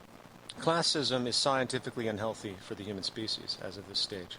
This is why I have all the information about Richard Wilkinson. To have classes means to have divisions in society, which means that there's different money allocations for each class, is intrinsically unhealthy and creates a great... Please read The Spirit Level by Richard Wilkinson, and that will resolve any idea that classism is simply a Marxist notion. It's a scientific understanding that relates to human public health. With regard to the removal of money, I have gone at length to describe the reasoning behind that. Whether you can relate it to Marxism or not is, again, completely irrelevant. You bring up Marxism because you want the association. You don't want to think about the critical thought underneath it. The entire point of my Monty Python sketch in the film was to laugh at the people that can't think critically about anything and simply give a label. Label, isms, I've had enough of it. I'm so tired of people restricting their thought because they're terrified to be associated with some condemned figure in history, while the defenders of the status quo use it to impose upon people to, again, compound that fear of association. Oh, you can't talk about lack of a state and no classes because, boom, you're a Marxist or a communist. Ooh. It's pathetic. Listen to the information, do your own research, evaluate what supports it, and make your own decision. Stop being influenced by labels that people have created. Technology steals jobs. Technology does not steal jobs. I mean, if you you could get full employment in the world tomorrow just by eliminating farm machinery and have everyone go back to growing all the crops by hand. You know, at the turn of the century in America, last century, 70-80% of people were involved in farming. Now it's 2 or 3%. Technology creates wealth. And here we have the most naive assessment of the entire rebuttal. The reinvention of sectors, the invention, of new jobs because of displacement of technology has pushed human labor into various fields. Now in the service sector. There is no attribute of the service sector that cannot be replaced by machine virtually today. Very, very few jobs out there require an extreme amount of expertise that require humans to engage, and almost all industries now at least interact with machines, including the medical establishment that uses machines for surgery. I don't think you're going to wake up one day and have everything mechanized. No. What you are going to wake up with is having almost everyone unemployed. Almost. When you get to 20, 30, 40, 50% unemployment, I want to see the look on Stefan's face because it's right around the corner. And I'm going to leave it at that. The jobs are not coming back. I have read multiple treatments on technological unemployment, and it's a different paradigm today. You have the exponential increase of scientific, technological innovation. Humans cannot adapt fast enough. And even more critically, the big thing that's avoided here, which comes back to maximum efficiency and the interest to create a global abundance, is that we need to mechanize everything. We can do it, and we need to apply it. In order to apply it efficiently, we have to get rid of the market system. We can create much better quality goods at a high rate of turnover based on the necessity of people without the slave labor that we have today. It can be mechanized, and the very notion that it can be mechanized way beyond the extremes of what we see today, more efficient, freeing people, you got to get rid of the market system to do that. And that is the most irresponsible attribute of our current system, is we maintain this ancient idea, this outdated system of labor for income, when we can apply mechanization and free ourselves. And not only free ourselves, but create substantial more efficiency. And that's really the entire point. Freeing ourselves is a byproduct of the responsible action of maximizing the efficiency we have now come to understand through mechanization. And what you have to have is an adapted system where people are not working labor for income. They are helping with the production of machines because the machines provide for them. Mechanization is not going to stop, and unemployment's only going to increase, and so is social instability. If you think that it is income disparity that causes problems, then you have the significant problem of explaining why mental health problems such as depression and anxiety, eating disorders and dissociation and so on, why they're so prevalent among the rich. And here we have a colossal state of ignorance once again. He hasn't actually reviewed any of the data put forward of how this disparity isn't just restricted to the poor. It affects the rich in many ways equally as strongly. It has to do with the psychosocial stress and the positions that people have created based on their so-called status. That is why.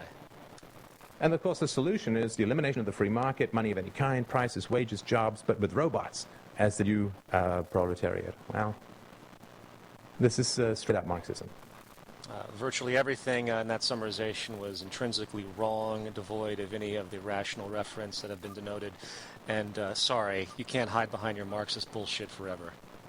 If you want to go live in the zeitgeist floating cloud city of the gods and beg your computerized HAL for your morning bowl of porridge, fantastic. Go for it. I think it's a fantastic experiment. I would love to see what happens.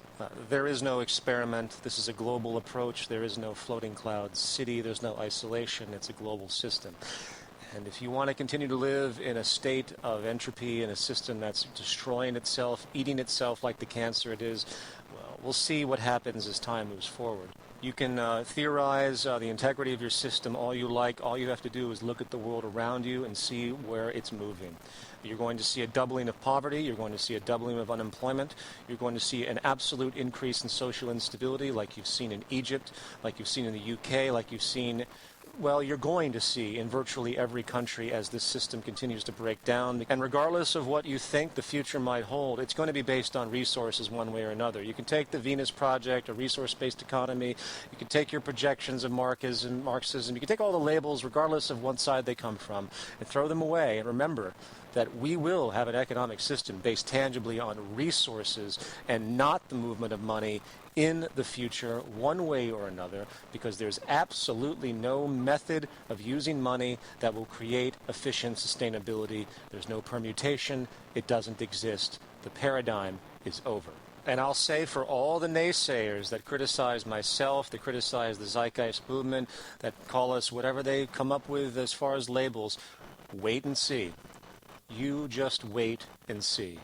I hate to sound condescending in that sense, but the fact of the matter is this system's going to change one way or another. The only question is how much death and destruction is going to occur before it does. There isn't going to be an economic recovery. There isn't going to be elevated levels of employment. There isn't going to be a reduction in poverty. We're not going to see a magical increase in renewable energies. This system is a self-generating cancer, and it's time the immune system rises to take it down. All right, friends, well, there's that. I hope you found this to be productive or informative. Just a couple of quick things. I apologize for all the shitty audio throughout. You know, this is a very, very grassroots operation we have here at Save the World Radio. And, of course, you can reach us at savetheworldradio@gmail.com. Feel free to insult me, berate me, praise me, solicit to me. It's all good. Also, earlier, I had made some comments regarding the technology existing to make a car run 400 miles on gasoline. However, I had meant to say 400 miles on water, so there's a little retraction for you. And other than that, thanks for listening. As well, of course, Stefan Molyneux, check him out on YouTube if you found what he said to be interesting and engaging. His last name is Molyneux, and I believe his website is freedomain.org. Could be wrong, but do a Google search with the name. You'll find his info, as well for Peter Joseph with the Zeitgeist Movement. You don't need me to tell you where to find that info. The new film, of course, is called Zeitgeist Moving Forward. Very engaging, very well made, regardless of whether or not you agree with their conclusions. I encourage everybody to check it out. All right, till next time, friends. Goodbye. If you have a golf ball-sized consciousness, when you read a book, you'll have a golf ball-sized understanding. And when you wake up in the morning, a golf ball-sized wakefulness. But if you could expand that consciousness, then you read the book, more understanding. And when you wake up, more wakefulness is consciousness. As I walk through the valley of the shadow of death, I take one look back and I hold my breath. I know this is the time when it really doesn't matter. No more pain, no more struggle as I climb Jacob's ladder. Will the universe greet me? Will I be forgot? Will my spirit live on as I let my flesh rot? I try to find the light fight in the new world order, and I died front lines like a motherfucking soldier. Peace be unto me, all praise unto you. I hope one day that our children stand true and take pride in the fight for the red, white, and blue. Don't let us die in vain, revolution's overdue. We do it for the youth, they do it for the power. We fight for our republic, so we'll never run and cower. As long as we're united, we're never overpowered. All that really matters, how we live our final hour.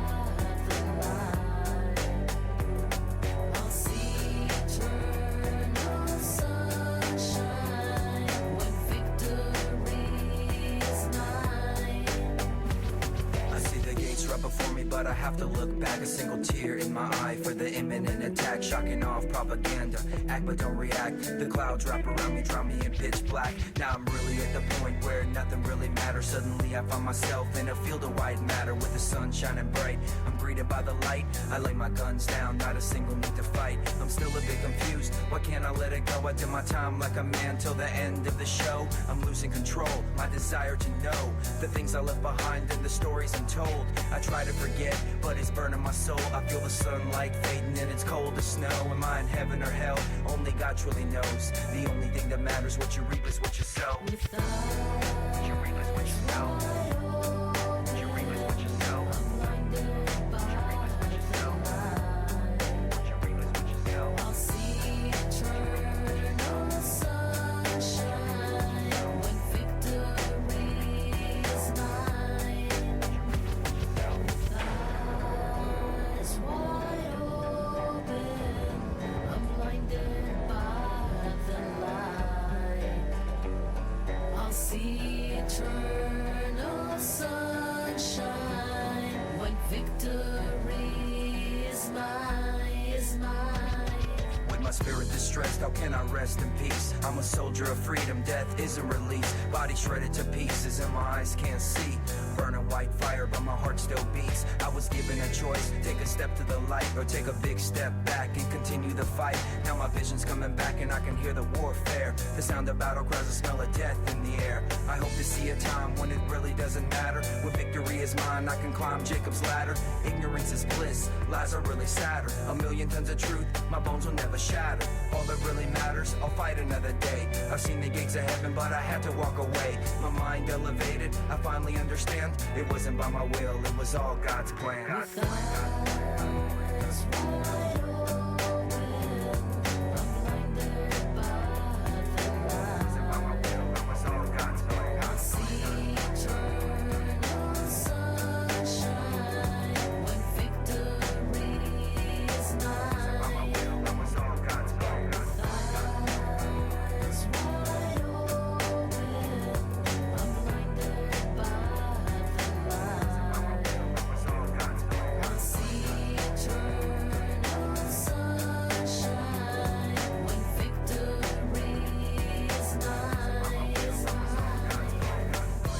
And there's an ocean of pure, vibrant consciousness inside each one of us. And it's not the intellectual understanding of this field, but the experiencing of it that does everything. You dive within and transcending, experiencing this field of pure consciousness, and you enliven it, you unfold it, it grows. And a side effect of enlivening this consciousness is negativity starts to recede.